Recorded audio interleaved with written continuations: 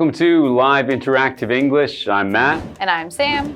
Today we're looking at day 2 of this article, Smarter Ways to Study. So last time we learned a couple of techniques for how to study. The Feynman technique, where you think about teaching something in the simplest forms to someone else, and that will help you to bridge the gaps in your understanding. And then the other way, which is mind mapping, where you can make a mind map by drawing ideas and lines between them to help you recognize the connections. Yes, and so those are kind of techniques for like how to study, but I also think an interesting thing to talk about is what your study environment is, because I've noticed throughout my years of school that many people have many different ways as far as how they enjoy studying. I had groups of friends in college who really liked to go to coffee shops and listen with the noise, or even have headphones in with music on, and they'd be studying at the same time. And they'd often invite me, and I always had to say no, because I cannot study with any other noise around at all. You know, I wouldn't go to coffee shops, but what I did do sometimes is go to the library at my university, and I went there just because I felt like I was less distracted there. I didn't have my computer in front of me there, and I felt like the only reason I was there was to study, so it wasn't like, oh, maybe I'll go get some food to eat, maybe I'll do this or that, because I'm in the library already and I came here to study, so I'd better do it. Yeah, see, I could only do that at one library at our school because the law library had to be totally silent. Because I've really found out, even in the quiet libraries, like people turning their pages or coughing or breathing too loud, I was like, oh, I can't do this. I have to just be at my house. So law library or totally at my house with everything quiet. Okay. Well, we're going to learn some more study habits today when we get into this article.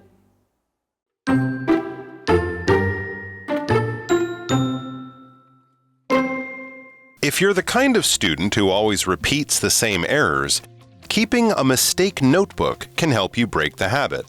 Let's use the following example. You're studying a language and keep using the wrong tense. Record your error in your mistake notebook. Then note why you think it happens and how you might correct it. By actively reflecting on your mistake, you'll be far less likely to repeat it.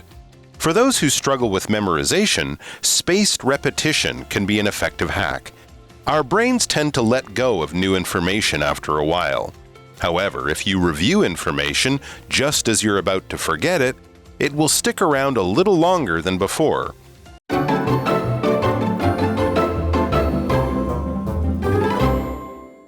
Hello, today we're looking at day 2 of this article, Smarter Ways to Study. Yes, and so let's go ahead and just jump right in. And it says, if you're the kind of student who always repeats the same errors, keeping a mistake notebook can help you break the habit. This is very interesting. I haven't heard of this technique before. Me either. Let's use the following example. You're studying a language and keep using the wrong tense. Okay, so tense is something that comes up a lot when you are studying any language, and in this case we are talking about verb tense, which is the form of a verb that lets you know when this action is taking place. So we have past tense verbs that happened before now, and verbs for the future tense for things that happened after the time that it currently is. So we have an example sentence. The students practice speaking in the future tense. Okay, so having a mistake notebook. All right, so here's how it might help. And it says, record your error in your mistake notebook. Then note why you think it happens and how you might correct it. So why you think it happens, meaning why do you think you make this mistake, and how you might be able to fix it. By actively reflecting on your mistake, you'll be far less likely to repeat it. I think this makes a lot of sense in theory, but I know for me, I would end up writing it all down and then going, when I was actually on the test, I'd be like, okay, this is the one that I always mess up. But then I would be like, wait, but do I mess it up in this way and it's supposed to be this way? Or did I mess it up this way and it's supposed to be this way? So I feel like in practice, this wouldn't work as well for me. Well, I guess it works well for some people. Yes. Okay, let's go to Hanny.Hello， 大家好，我是 Hanny， 今天要继续介绍更聪明的学习法。如果你总是重复犯同样的错误，也许可以用错误笔记本来帮忙戒除这样的习惯。举例来说，如果在学语言总是用错时态，这时候可以把错误记录在错误笔记本里面，然后写下你觉得错误发生的原因，还有要如何改正。那透过主动的去反思错误，重复犯错的可能性就会大大的降低。好，来看单字 tense。tense 在这边当名词，表示动词的时态。那文中还用到 reflect on， 在这边当及物用，表示仔细的思索或者是深思什么什么。我们接回课文中。Okay, so we are back and we are now looking at another study technique. And so it says, for those who struggle with memorization, spaced repetition can be an effective hack. So if you're having trouble with just memorizing, this idea of spaced repetition can help you with that. And what is repetition? Well, repetition just means to repeat something again and again. So to do it again until it becomes maybe like a habit. You hear this word quite a lot if you are talking about sports. And sometimes it gets shortened to just reps. So if you say like, oh, you need to go, if you're shooting, you want to get better at basketball, then you shoot a free throw again and again and again. You do more repetition of that action so that it becomes more natural. So you might say, I'm going to do 20 reps of this. So an example sentence is, Margot used repetition in her speech to emphasize her point. She repeated the thing again and again. Okay, back to this article.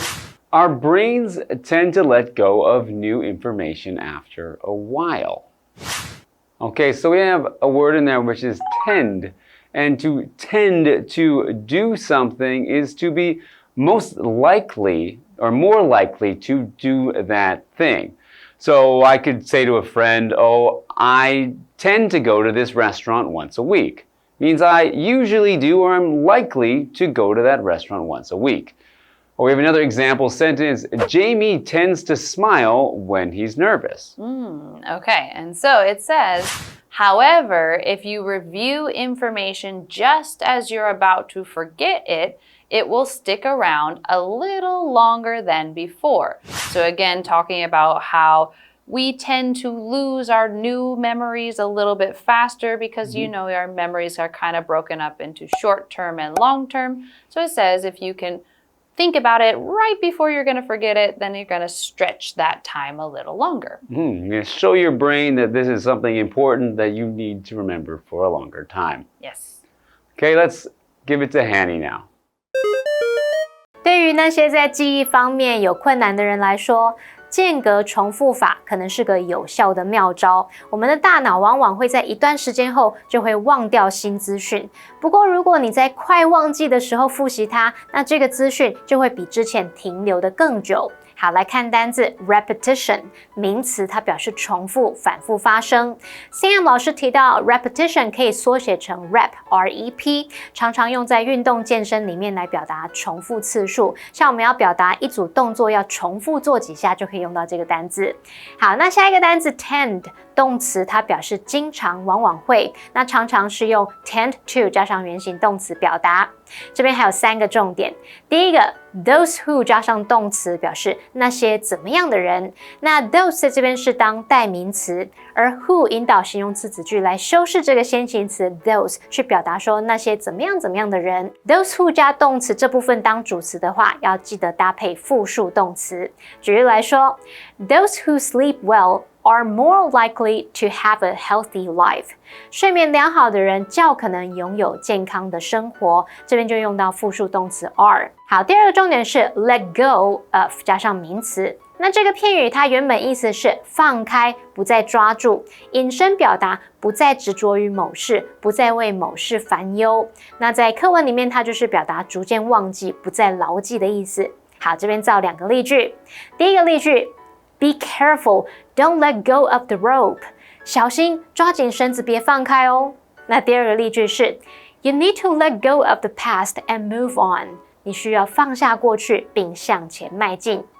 好，第3个重点是 be about to 加上原形动词，这表示即将要怎么样怎么样。主词可以是人或是事物，然后后面是要接动词原形，来表达说某事它即将发生，或者是某人正要去做某事。举例来说 ，They are about to get married， 他们即将要结婚了。好，这边有一个比较用法，就是 be going to 加原形动词，或者是 be 动词加动词 ing， 也可以用来表达未来。那 be going to 通常是表达打算做某事，可是具体的时间啊、地点等等的细节未必已经确定。那如果你是用 be 动词加上动词 ing， 这则是表达已经安排的未来计划，它的时间、地点等等细节通常是已经确定的。所以像刚刚的例句，如果改成 They're going to get married， 他们打算要结婚，可能就是有这个决定了，可是后面的细节也许还没有谈。那如果是 They're getting married in June， 他们6月要结婚，这就是表达一个安排好的计划了。好，介绍课文中。Okay, so we've just learned another technique that can help you to study. It's spaced repetition. And we're going to learn a little bit more about how you can actually use this technique when we come back after this break.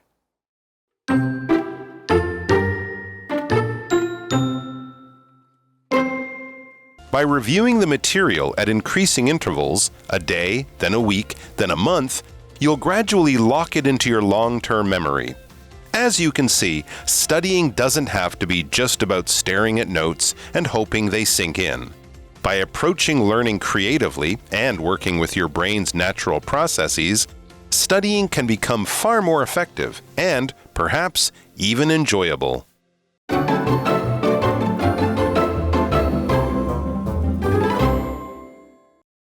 Okay, so we are back and we are still looking at spaced repetition and how you can kind of take that information that you are studying and change it into kind of your long-term memory.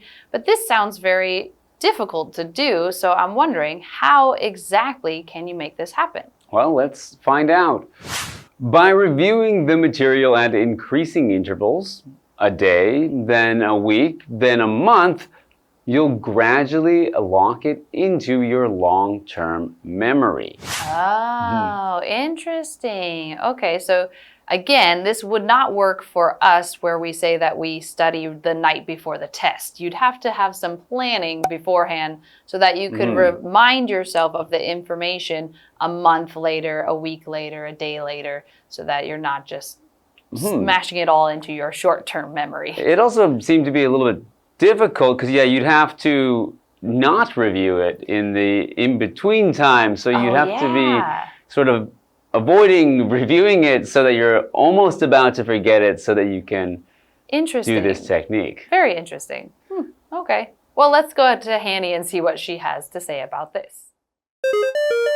刚刚说间隔重复法是在快要忘记新资讯的时候来复习它，那透过逐渐拉长时间间隔来复习教材，先1天，接着1周，然后1个月，慢慢的你就会把这些资讯牢记在你的长期记忆里了。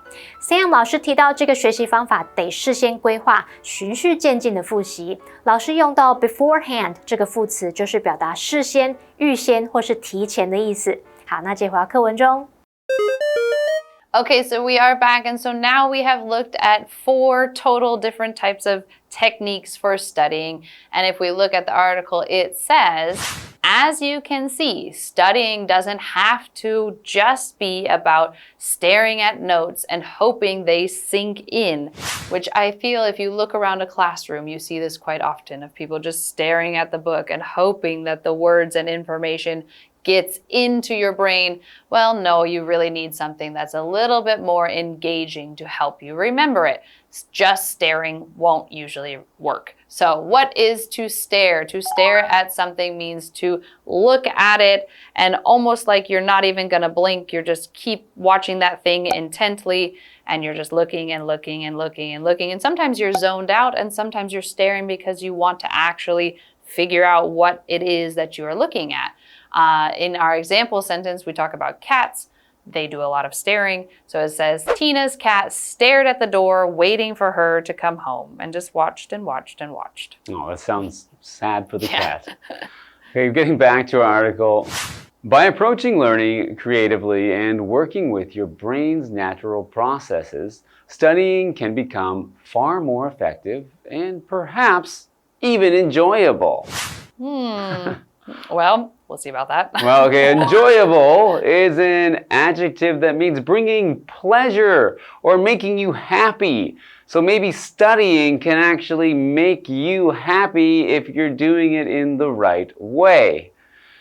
So we have another example sentence for this word, enjoyable. The concert was an enjoyable experience. So it's something that brought pleasure to the people that went and it made them happy that they had gone to that concert. I think I would really like studying to be enjoyable. So maybe it is. Maybe it is about finding the correct study technique. Because if it's enjoyable, then you're more likely to do it, which probably leads to better grades.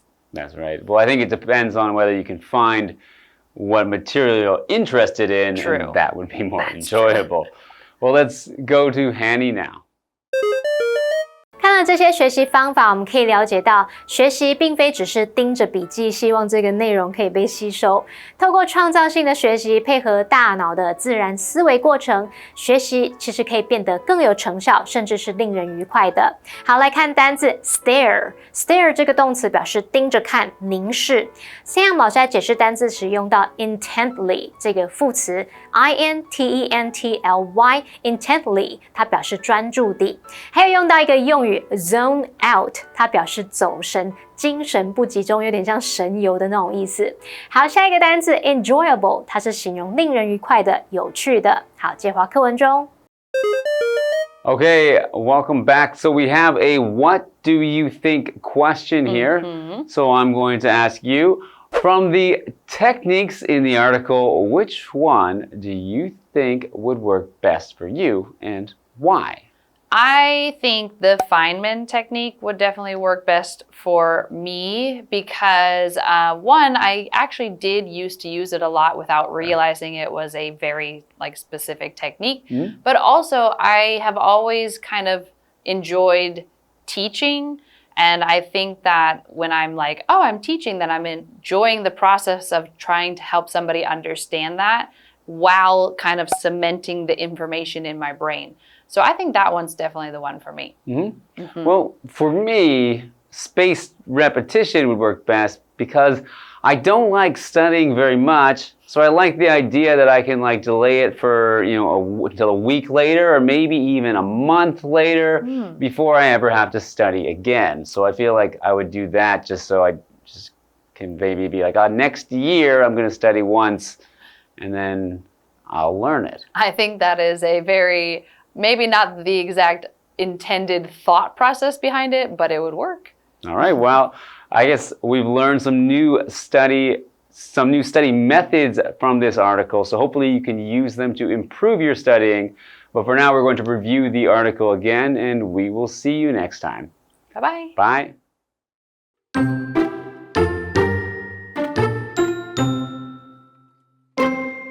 If you're the kind of student who always repeats the same errors, keeping a mistake notebook can help you break the habit.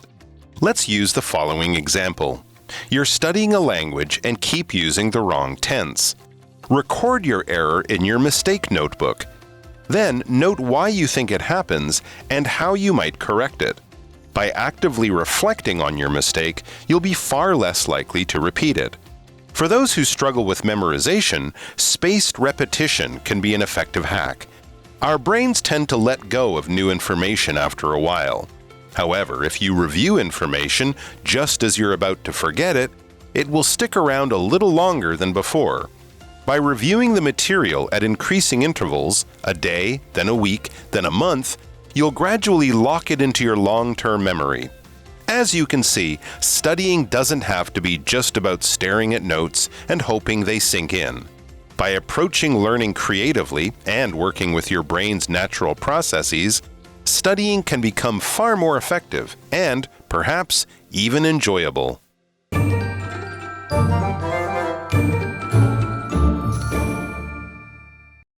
最后，我们来复习今天课文里面的单字文法。单字的部分有 tense。名词表示动词的时态 ，repetition 名词表示重复、反复发生 ，tend 动词它表示经常、往往会 ，stare 动词表示盯着看或是凝视 ，enjoyable 则是形容令人愉快的、有趣的。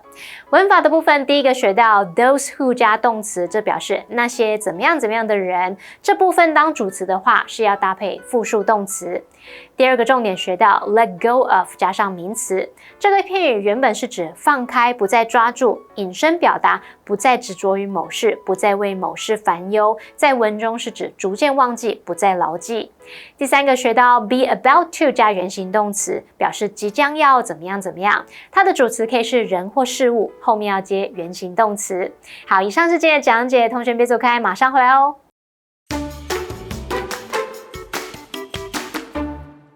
Taichung Park is the oldest park in Taichung City, which means there are some sites that hold a lot of historical significance scattered throughout the park. Let's check them out. Besides Huxing Pavilion, there are other historic sites in Taichung Park. One of them is Wangyue Pavilion. It is all that remains of Taiwan Fucheng, which was erected during the Qing dynasty. The Japanese colonial government wanted to tear down the gate and city walls. When Taichung Park was established in 1903, the gate was relocated to the park. It now serves as a recreational facility for the public. Another interesting site is Wu's residence gatehouse. The brick building was the front gate to the home of Mr. Lan Qi-Wu. Wu's residence was demolished in the 1980s, and the local government relocated the gatehouse to the park. It's always interesting to see buildings and structures that have a long history. It's like looking through a window and seeing the past. If you're a history buff, Taichung Park will have enough historic sites to float your boat.